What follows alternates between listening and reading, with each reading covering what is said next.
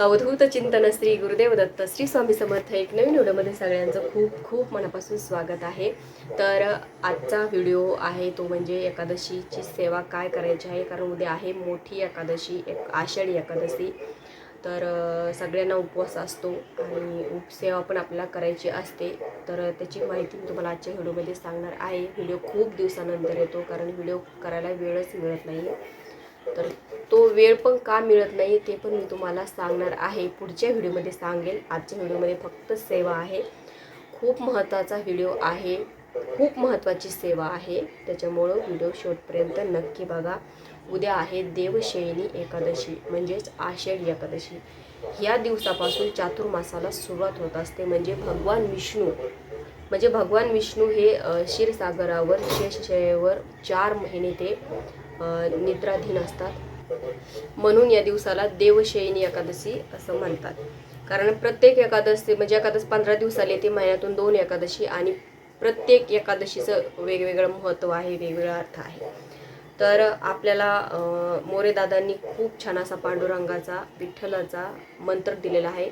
उद्या एक का होईना माळ तुम्ही तुमच्या घरी घ्यायची आहे, सामूहिक पद्धतीने घेऊ शकता किंवा प्रत्येक घरातल्या प्रत्येक व्यक्तीनं वेगवेगळ्या ज्याच्या त्याच्या वेळेनुसार जरी घेतला तरी चालतो, कारण तुम्ही उपवास करणार आहात। एवढी मोठी एकादश आहे आणि हा मंत्र सगळ्यात प्रभावी आहे, कारण विठ्ठलांची जी मूर्ती आहे, मूळ मूर्ती, त्या मूर्तीवर हा मंत्र लिहिलेला आहे।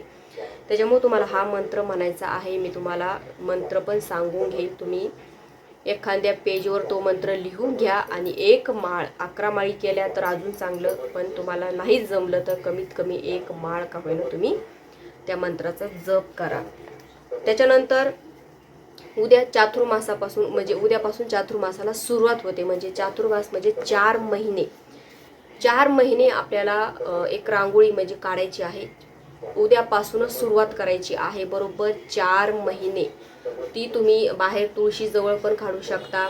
दरवाजात आपण जे नेहमी दारापुढे रांगोळी काढतो तिथे काढायची नाहीये, तुळशीपाशी काढू शकता, जेणेकरून येता जाता त्याच्यावर पाय आपला पडला नाही पाहिजे।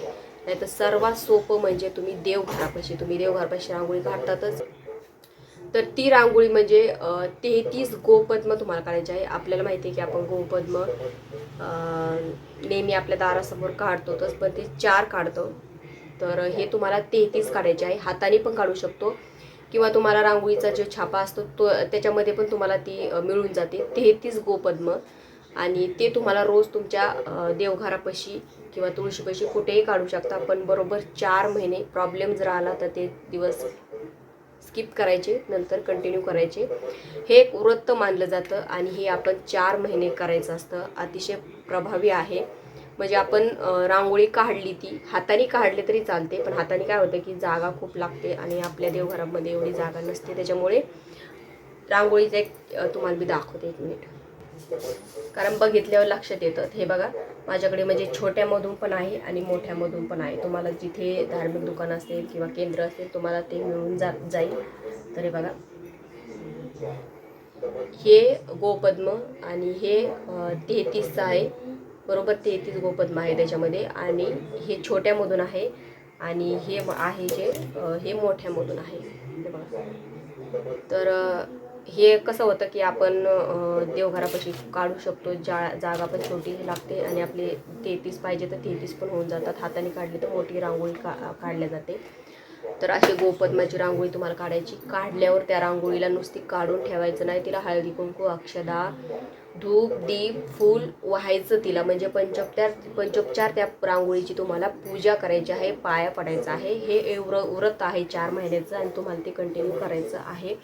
साधं आहे, सोपं आहे, सिंपल आहे, का त्याला नंतर काही तुम्हाला सेवा वगैरे काही करायची गरज नाही, फक्त रांगोळी काढायची, त्याची पंचोपचार पूजा करायची आहे। उद्यापासूनच ही रांगोळीला सुरुवात करायची आहे। 4 महिने म्हणजे कार्तिकी शुद्ध एकादशीपर्यंत तुम्हाला ही रांगोळी काढायची आहे। त्याच्यानंतर भगवान विष्णूची सेवा तुम्हाला उद्या करायची आहे। तर काय सेवा करायची आहे, आपल्याला माहिती आहे की जिथे विष्णूंची सेवा होते तिथे लक्ष्मी आपोआप येत असते। तर तुम्हाला लक्ष्मी सगळ्यांना हवी असते, माझ्यापासून ते तुमच्यापर्यंत सगळ्यांना लक्ष्मी हवी असते, त्याच्यासाठी सगळे धडपड करत असतात. पण उद्या एकादशी आहे, जास्त काही कामं नसतात, स्वयंपाक वगैरे करायची गरज नाही आहे उद्या. त्याच्यामुळे उद्या तुम्ही सेवा करा, जितकी होईल तितकी विष्णूंची सेवा करायची आहे तुम्हाला. विष्णूंची सेवा केली तर तुम्हाला विष्णूंचा कृपा आशीर्वाद मिळेलच, पण त्याचबरोबर तुमच्यावर लक्ष्मीसुद्धा प्रसन्न होईल. तर उद्या तुम्हाला दिवसभरातून कधीही ह्या सेवा तुम्ही करू शकता. तर काय सेवा करायची आहे उद्या तुम्हाला? विष्णूंची तुमच्याकडे तुम्ही विठ्ठल रुक्माईची मूर्ती आपल्याकडे असतेच, त्याची पंचोपचार तुम्हाला पूजा करायची आहे. पंचामृताने तुम्हाला त्यांचा अभिषेक करायचा आहे. अभिषेक करतावेळी श्री सूक्त म्हणायचं. त्याच्यानंतर अभिषेक पंचोपचार पूजा झाल्यावर त्याच्यानंतर विष्णू सहस्रनामाचं पठण तुम्हाला करायचं आहे. विष्णू सहस्रनाम हा ग्रंथ सगळ्यांकडेच असतो, जे गुरुचरित्राचं पारायण करते त्यांच्याकडे तो असतोच, त्याच्यामुळे त्याचं पठण करायचं आहे. त्याच्यानंतर राम रक्षा तुम्हाला वाचायची आहे. एक वेळेस राम रक्षा वाचायची. त्याच्यानंतर गीतेचे 15 नावं, गंगा, गीता, गायत्री हे जे नाव आहे ते तुम्हाला, त्याचं पण तुम्हाला पठण एक वेळेस करायचं आहे. त्याच्यानंतर गीतेचा 15वा अध्याय नित्यसेवामध्ये दिलेला आहे. तुमच्याकडे नित्यसेवेचा ग्रंथ जर असेल तर त्याच्यामध्ये तुम्हाला मिळून जाईल. तर त्याचा 15वा अध्याय गीतेचा तुम्हाला वाचायचा आहे. गीतेचा 15वा अध्याय जर वाचला तर पूर्ण गीता वाचल्याचं फळ आपल्याला मिळत असतं. त्याच्यामुळं हा सुद्धा एक अध्याय तुम्ही नक्की वाचा. जितकी होईल तितकी सेवा करा, जितकं होईल तितकं सेवेचं जे साठा आहे तितका तुम्ही करून ठेवा, कारण हा साठा तुम्हाला तुमच्या अडीअडचणीला खूप कामी येतो, खूप जास्त. तर उपवास धरायचा आहे. उपवास त्याच्यानंतर तुम्हाला ह्या सेवा झाल्यावर त्याच्यानंतर भागवताचं पारायण पण करायचं आहे. जो 700 श्लोकी जो छोटासा ग्रंथ आहे त्याचा मी तुम्हाला ते दाखवलेलं पण आहे मागच्या व्हिडिओमध्ये. प्रत्येक एकादशीला आपण त्याचं पारायण करतो, तर ह्या पण एकादशीत त्याचं पारायण तुम्ही नक्की करा.